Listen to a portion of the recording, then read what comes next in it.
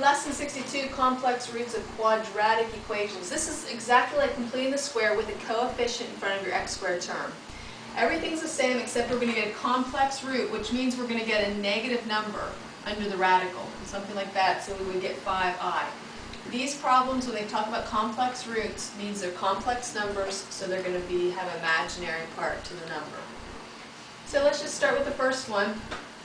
If you didn't get how to complete the square, like from the beginning, you're going to be more lost today.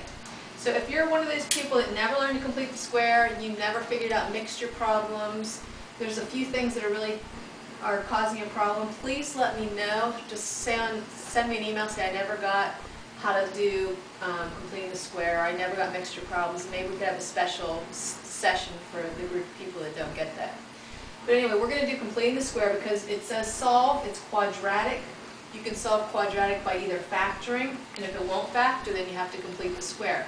This one won't factor, so we're going to have to complete the square. As you can see, it's not in the right order, so we need to put it in the right order. So we're going to get 3x squared minus x, and let's just go right to our completing the square, plus something is going to give us negative 5 plus something. Remember, we have to bring the non-square number to the other side and find a perfect square number that will fit in here. Our second problem is there's a coefficient in front of our x squared term. You can't complete the square if you have a coefficient other than 1 in front of the x squared term. So we're going to divide every term by 3 before we complete our square. So we need x squared minus 1/3 x plus something equals negative 5 over 3 plus something. Now we're ready to complete the square. We take the number in front of the x term, we divide it by 2, and we square it. Dividing by 2 is the same thing as multiplying by a half.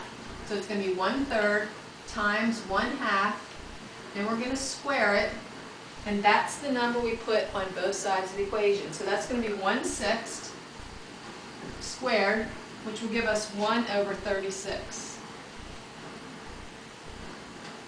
Now we have a perfect square trinomial that we can factor into x minus 1/6.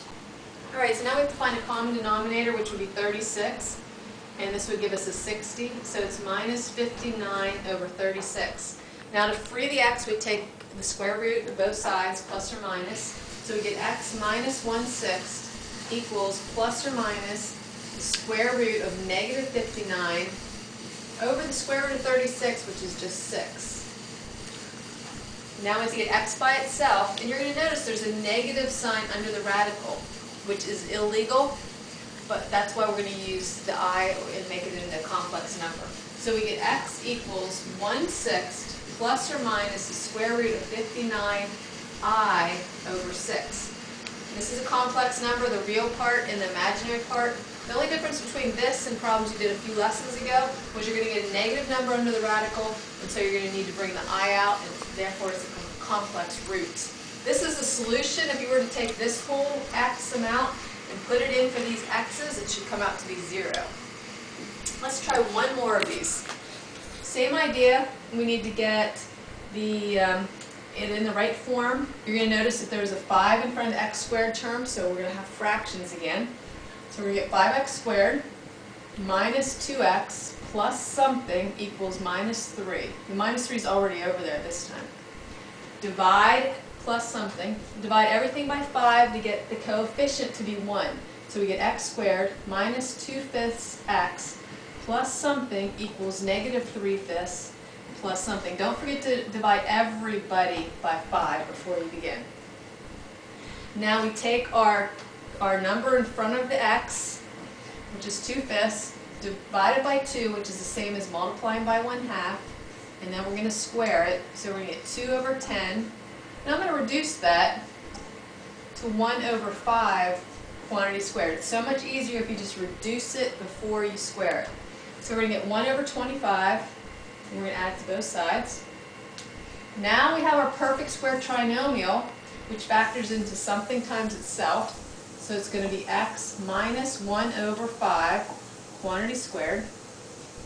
And this is going to be 25 common denominator. 5, so it's going to be minus 15. So we're going to get minus 14 over 25. And you can see it's a negative number again. Take the square root of both sides. So we get x minus 5 equals plus or minus the square root of negative 14. The square root of 25 is just 5. That's why we're writing 5 down there. Add the 1/5 to both sides. Plus or minus the square root of 14i over 5. We have a complex number, and that's our solution.